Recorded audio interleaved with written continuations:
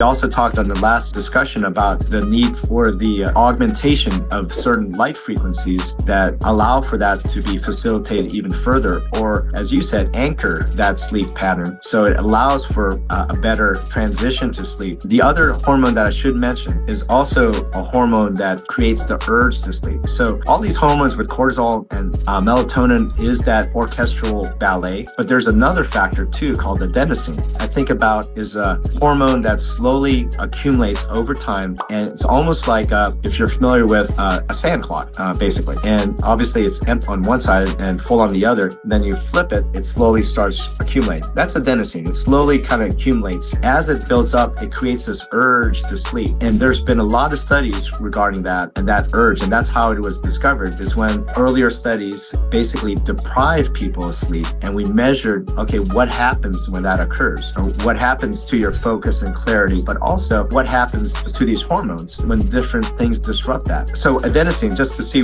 let you know what it does. The other analogy to think of is consider a dam, okay? And there's a river here. And in this dam, there's holes in it. Ordinarily, with these holes, water just goes straight through the dam and it's not, the flow isn't diminished at all. Right. But adenosine basically is what plugs up those holes. So if adenosine slowly comes in and as it accumulates, it starts plugging up those holes in that dam. And what happens? Of course, the water level